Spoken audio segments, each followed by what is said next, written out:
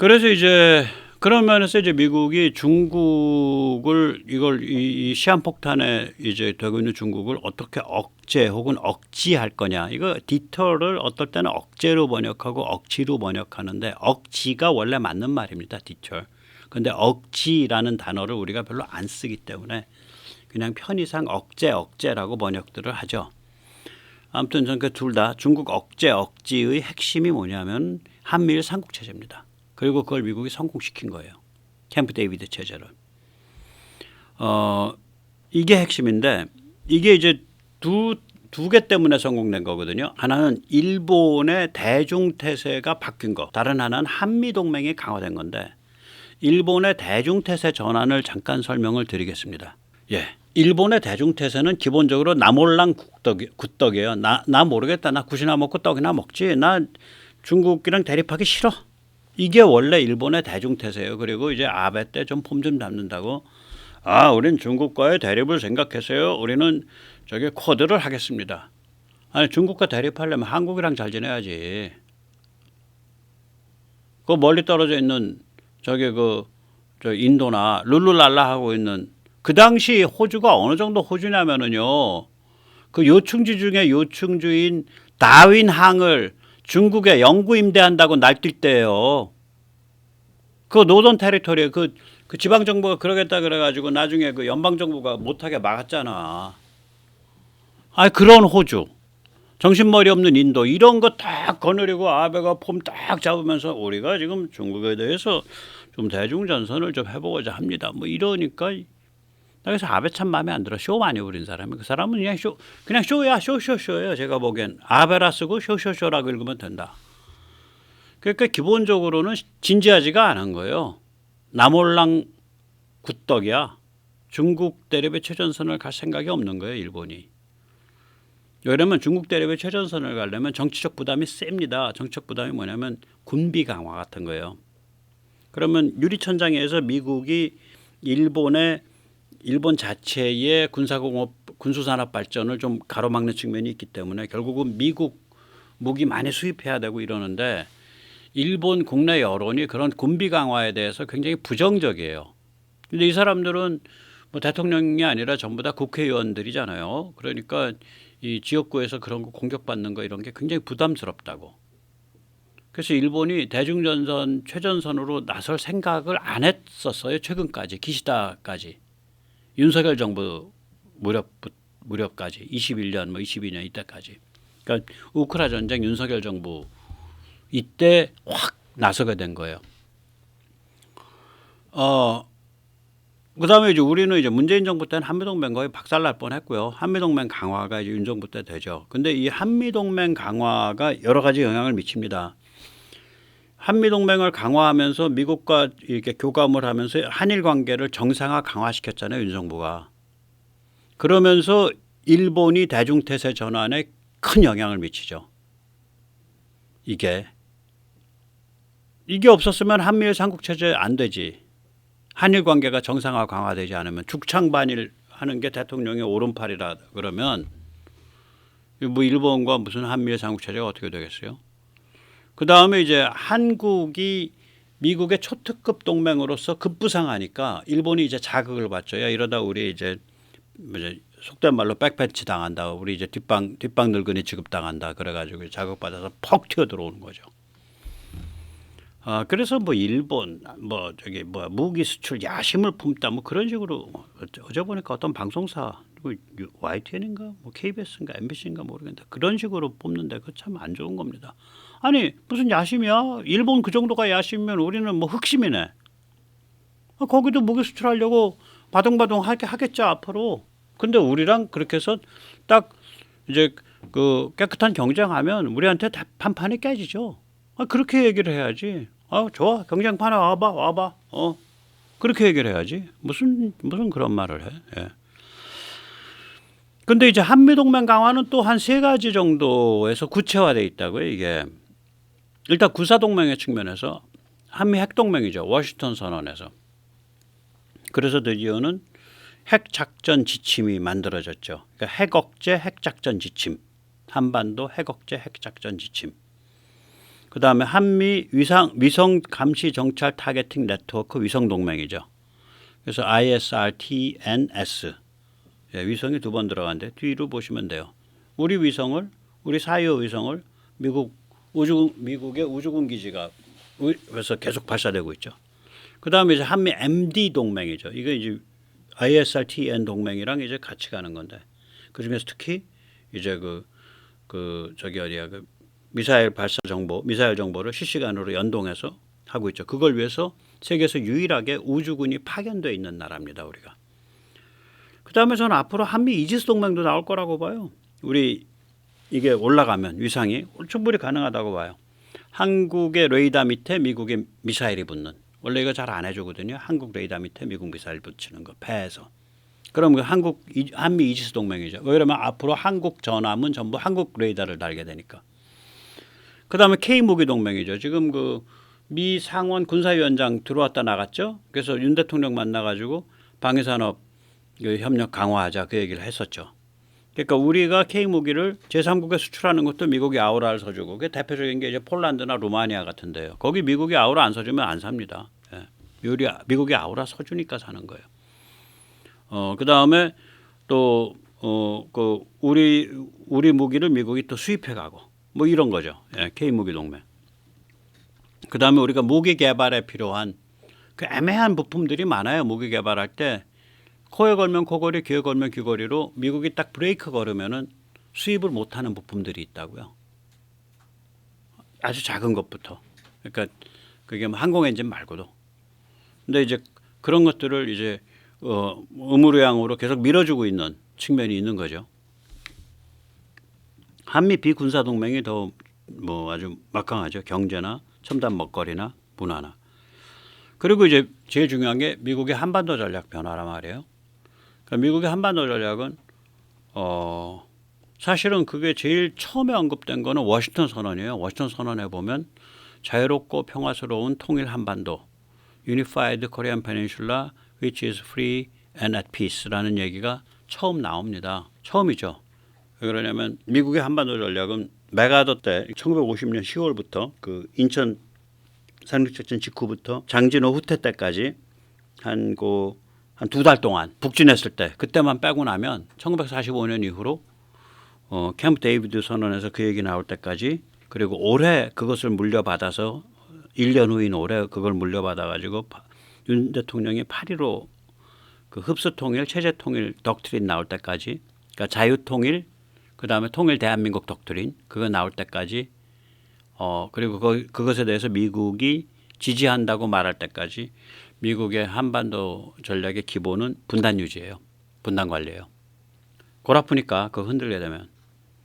그런데 이제 윤석열 그 대통령의 자유통일 흡수통일 덕트린 8.15 덕트린에서도 그 드러났지만 결국 미국이 한반도 전략이 북한 자유화를 강력한 현실적 옵션으로 다루고 있는 그런 상태로 옮겨간 거예요. 이게 엄청난 변화죠. 예. 그래서 이런 그 한미 군사 동맹 강화, 한미 비군사 동맹 강화, 미국의 한반도 전략에 있어서의 북한 자유화 옵션의 현실화 이런 것들이 한미 동맹을 급강화시킨 거고 복합적으로 이 한미 동맹이 급강화되니까 일본을 뒤에서 빵 때린 거죠. 결국은.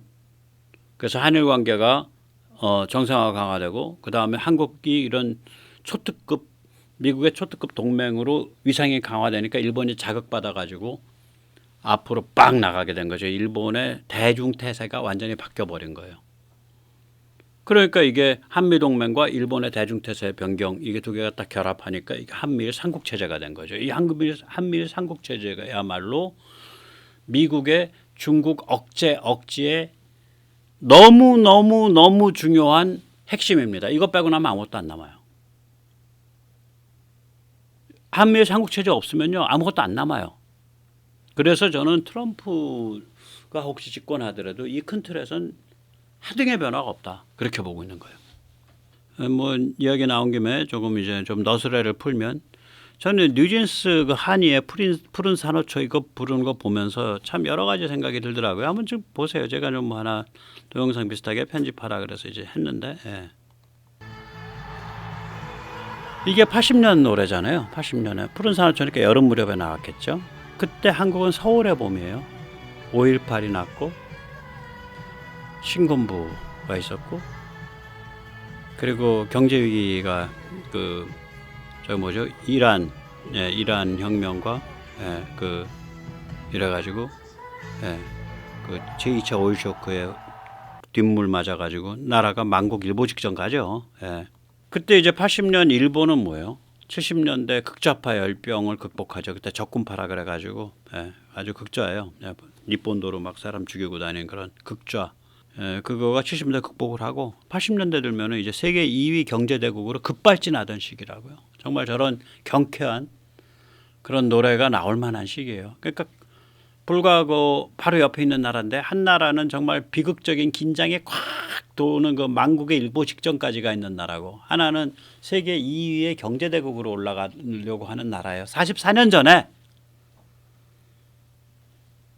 저는 자꾸 그게 연상이 돼서 저걸 보면서 아마 좀 나이 들은 사람 분들은 이게 그런 걸 다 연상을 그냥 무의식적으로도 할 거예요. 그래서 참 감회가 좀 이상하더라고요. 전 사실 저거 보면서. 그러니까 뭐 국뽕스러운 감회라기보다 좀 이상해요. 저는 그래서 이게 천년 악연을 넘어서 2000년 뿌리가 더 크고 건강하고 찬란하게 성장하는 그런 시대가 열렸다라고 보여요. 2000년 뿌리는 뭐냐면 일본 국민은 BC 3세기에서 AD 3세기 한 600년에 걸쳐서 야요이, 그러니까 남성 위주 정복 이민자 집단 야요이와 조몽 원주민이 결합돼서 형성된 겁니다. 그래서 인류학에서 일본 유전자의 이중 구조라는 게 있어요. 그러니까 오키나와 쪽 사람들하고 홋카이도의 아이누 생김새는 완전히 다르죠. 오키나와는 어디 동남아인 비슷하게 생겼고 아이누는 유럽인 백인처럼 생겼잖아요. 어떨 때 보면 오목조목하고 피부 하얗고 이 둘이 유전자가 같아요. 흔히 사람들 착각하는 게 눈알 색깔, 머리카락 색깔, 피부 색깔 이런 것들이 유전자에 의해서 결정된다 그러는데 유전자에 마킹되어 있는 게 아니에요.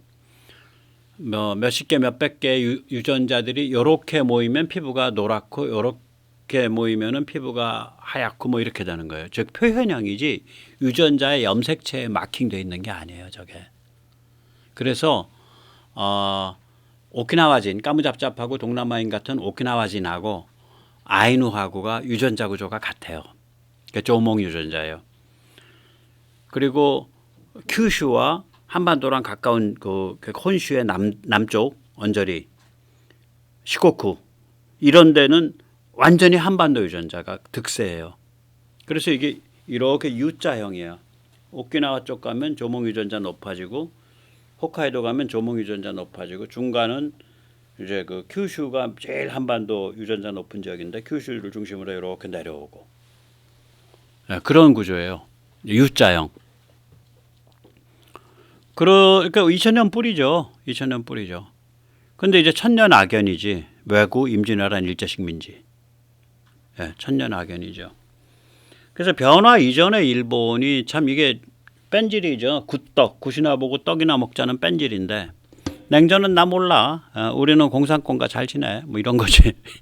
그 다음에는 이제 냉전 체제 끝나고 나서는 대중 대립 싫어. 우리는 그냥 돈만 열심히 벌게. 뭐 이런 거요. 아니 6.24가 피살이 되고 칼기가 격추가 되죠. 칼기 격추가 80년인가? 83년인가쯤 되죠. 83년, 83, 4년 될 겁니다. 사할린 상공에서 6.24 피살은 이제 74년이고 그런데도 조총련을 방치하잖아요. 조총련 좀 단속하기 시작한 게 북핵이 시작되고 나서 단속했어요. 제1구포 북송 저거 83년인가 4년까지 한 25년 동안 일어납니다. 6.24 피살되고 막 이러는데도 지금 한국은 나라 망할 지경인데 78년인가 79년에 영해 축소하잖아. 그래서 동해의 마음대로 중공배와 그때는 중공이죠. 중공배와 소련배가 드나들 수 있도록 만들죠. 그리고 중국과 수교 일본 타자예요. 누구야 키신저 왔다 간 다음에 바로 하니까. 그리고 월맹 수교 일본 타자입니다. 그러니까 일본은요 통일 월남과 수교하기 전에 아직 통일 프로세스가 확립되기 전인 월맹과 먼저 수교해요. 그 정도예요. 그러니까 월남의 패망이 확실시 되니까 75년도 봄에 바로 월맹 수교를 합니다. 일본은. 그리고 83년에는 도이치방크랑 일본이 손을 잡고 일본 아마 뱅크 오브 재팬이 손잡았나? 일본 뭐 다른 은행이 손잡았나? 물산이 손잡았는지 모르겠는데 자본을 독일 자본과 일본 자본이 들어가고 장비는 뭐 고마츠, 뭐 미쓰비시 이런 게 들어가서 소련의 가스관을 놓죠. 미국의 극심한 반대에도 불구하고. 그래서 미국이 그 사보타지 해가지고 폭파시키죠. 그러니까 이런 게 바로 그 냉전 난 모르겠다. 난 공산권과 난 잘 지낸다. 뭐 북한과도 잘 지내고, 뭐 소련도 잘 지내고, 중국도 잘 지내고, 뭐 월병과도 잘 지내고. 그리고 우리는 뭐 대중 대립은 싫어. 우리는 돈 버는 거 좋아. 그래서 일본이 중국 진출 제일 빨리 한 나라 중에 하나입니다. 70년대부터 진출하니까. 우리보다 20년 앞서서 진출해요.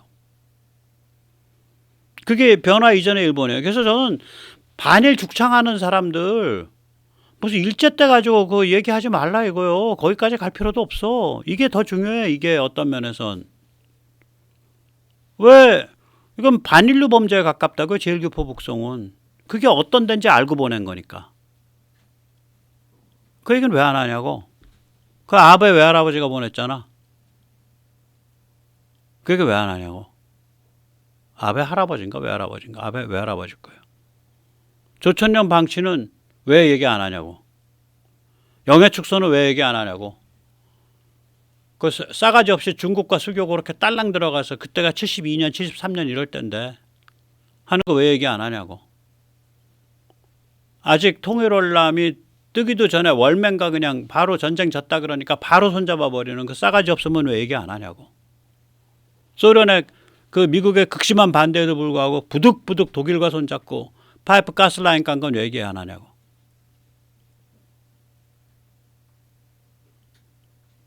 그러니까 나는 반일의 진정성을 안 믿는 거예요.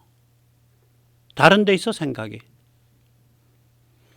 또 변화 이전에 한국은 그거죠. 이렇게 정당화될 수 없는 죽창반일. 반일이 정당화될 수 있는 경우 유일한 경우는 우남 이승만 때예요. 왜냐하면 그때는 우리가 국력이 너무 약했기 때문에.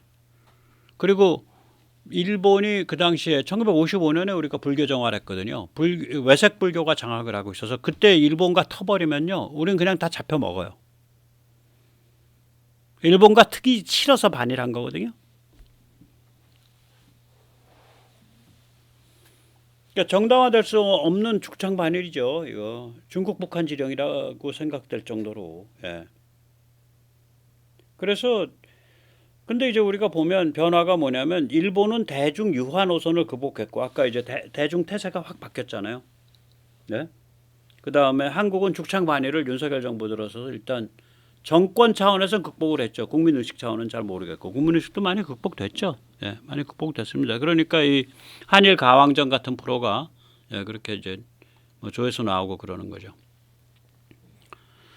저는 이 중국 북한의 위협이 한국 일본 중심의 동아시아 핵심 블록을 잉태하고 있고 이게 세계 최강의 다이내믹이라고 생각을 합니다. 세계 최강의 다이내믹으로 올라설 수 있다. 지금 이게 이제 이게 이제 한국 일본 대만 그 핵심 코어죠. 이게 코어입니다. 그리고 이제 동심원 1번이 어디냐면은 필리핀, 말레이시아. 예. 동심원 2번이 하늘색이죠. 동심원 2번이 하늘색, 태국, 인도네시아 뭐 이런데. 그 동심원 3번이 인도 이런 데죠. 그러니까 이 한국, 일본, 대만은 이제 비공식 코어고요. 한국, 일본을 중심으로 해갖고 이 동심원이 이렇게 번지는 거예요. 그럼 미국하고 호주 이 녹색은 뭐냐? 여긴 병풍,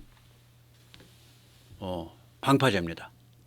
그러니까 이게 한미일 삼국 체제에서 지금은 미국이 주도하는 것 같지만 이게 시간이 지날수록 결국 동네가 문제인 거냐? 동네 로컬은 누가 주도하냐 이거지. 그 리저널은 이게 리저널인데 미국서 비행기 타고 인도 가는 게 빨라요? 한국서 비행기 타고 인도 가는 게 빨라요? 미국서 비행기 타고 동남아 가는 게 빨라요? 한국서 비행기 타고 동남아 가는 게 빨라요? 그런 거예요. 그래서 이걸 이제 좀 설명을 드리면 이렇게 되는 거죠. 예. 색깔을 좀 구별을 해보면 코아 공식 비공식이죠. 한국 일본이 공식이죠. 이게 파트너십이에요. 그리고 대만은 비공식 코아입니다. 이게 인구가 이제 한국 일본 대만 합치면 한 2억 2천 대요. 그러니까 작은 게 아니죠. 이게 무시무시한 거예요. 진짜로 무시무시합니다. 그래서 한미일 아까도 말씀드렸지만 한미일 삼국 체제로 지금 미국이 주도하는 것처럼 보이지만 이게 점점 더 성숙해 갈수록 그리고 이게 점점 더 이제 그 경제라든지 기타 등등으로 이제 복합화될수록 이게 한국 일본이 주도하게 돼요. 이게 그 다음에 미국과 호주는 이게 병풍과 방파제라고요. 근데 막강한 데죠. 인구가 한 4억쯤 됩니다. 두 개 합치면. 그리고 여기에는 사실은 유엔사 확약국이 또 병풍이에요. 이게 한 열 몇 개 나라 되잖아요. 그러니까 한반도 유사시에 우리 병력 보내줄게라고 도장 찍어놓은데 등기부등본 떼놓은데 그런 나라들입니다. 그 나라 그 확장되지 못하도록 독일, 덴마크 이런 데다가 브레이크 걸면서 밤낮으로 청와대에 앉아서 이 부득부득 깔면서 고민하시던 훌륭한 대통령이 문재인입니다. 확장되지 못하도록 사보타지했죠. 문재인 정부 때. 그 다음에 이제 동심원 일본은 어디냐? 필리핀, 말레이시아, 싱가포르입니다. 싱가포르는 아직 우리 무기 별로 안 샀지만 이게 우리 무기 사는 나라들이에요. 제일 앞장서서 많이 요새 사고 있는 나라들이에요. 필리핀, 말레이시아. 동심원 2번은 어디냐? 인도네시아, 베트남, 타이인데 이 세 나라 다 중국과의 관계가 굉장히 복잡한 나라들이에요. 타이는 일단 경제랑 정치는 중국에 완전히 먹힌 상태고요. 군사 쪽은 덜 먹혀 있고요. 군대는. 이번에 타이 수상이 된 그 부자 가문의 그 젊은 그 따님 수상된 그 탁신의 딸. 그게 엄청난 부자가 부호 가문인데 타이에서 1등 가는 그 완전히 중국 앞잡이 가문이죠. 타이는 그래서 좀 여러 가지 복잡합니다. 인도네시아도 마찬가지죠. 군사적으로는 서방과 가까이 놀지만 경제적으로는 굉장히 친중 성향이 있는데 그것도 또 실제로 경제 내막을 보면 한국과 일본과 미국 투자가 어마무시하게 들어가 있는데도 불구하고 중국 쪽은 이제 뒷돈 잘 질러주고 부패해 있으니까 중국 쪽이랑 또 으쌰으쌰하고 돌아가고. 베트남 저기 중국한테 많이 잡혀 있는 나라예요. 저거 많이 잡혀 있으면 생각보다 굉장히 많이 잡혀 있습니다. 그래서 동심원 2번으로 두는 거죠. 인도네시아, 베트남, 타이는 중국한테 발목을 많이 잡혀 있는 나라들이에요. 동심원 3번은 뭐 되는 대로가 알죠. 여기는 인도, 방글라데시, 스리랑카. 여기는 바람 부는 대로 왔다 갔다 하는데 군사 지정학에 있어서는 인도는 확실하게 반중이죠. 최소한. 그리고 이제 이 벽돌 색깔들은 이제 그 우리 공략 대상이죠. 중국, 캄보디아, 미얀마 같은데. 그럼 이거 가만히 보세요. 만약에 병풍, 방파제까지 포함을 시켜놓으면 그래서 동심원 3번까지 한번 계산을 해보시라고. 그러면 이게 한 거의 뭐 20억에 한 24억쯤 되는 24억이 뭐야? 20억에 27억. 27억 인구 아니야? 27억 인구가 이 한국, 일본이 미국을 업고서 끄는 방향대로 끌려가는 거예요. 그러면서 뭘 공략하고 뭘 가로막는 거냐면 중국을 가로막는 거예요. 그래서 저는 한국, 일본이 좀 완전히 좀 새로운 차원의 파트너십으로 발전했으면 좋겠는데 그러려면 그 파트너십이 힘이 세지려면 혹은 한국, 일본 파트너십은 발전할 수밖에 없어. 근데 둘 중에 누가 리드할 거냐는 둘 중에 자기 과제를 누가 더 잘 푸냐에서 결정돼요. 일본의 과제는 뭐냐. 사회 전반적으로 역동성이 저하돼 있고 경제의 구조적 취약성이 좀 높아져 있죠. 한국의 과제는 뭐냐. 정치판이 너무 난잡해. 막 종중, 종북, 간첩. 아유. 그 다음에 이제 담론 지식인, 언론인, 성직자의 수준이 조금 많이 문제가 있죠. 한국의 과제는. 그래서 이 일본이 자기 과제를 잘 풀면은 한일 파트너십이 이런 중요한 역할을 하는 건 어차피 상수예요. 그럼 일본이 그 판을 많이 먹는 거고 한국이 자기 과제를 잘 풀면 한국의 그 판을 많이 먹어요. 오늘 여기까지 모시겠습니다. 감사합니다.